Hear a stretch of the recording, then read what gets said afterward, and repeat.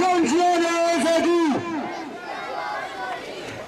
بها الدول التركية الفاشية ضد الأشخاص المناضلين والطليعيين في المجتمعات والاستهدافها الأخير للناشطات والأكاديميات. نكاهن كارسال في السليمانية في جنوب كردستان، وما هي إلا محاولات العدو الغاشم لأجل إبعاد المرأة عن ثورتها ضد مناظرة على أساس فكر القائد أبو.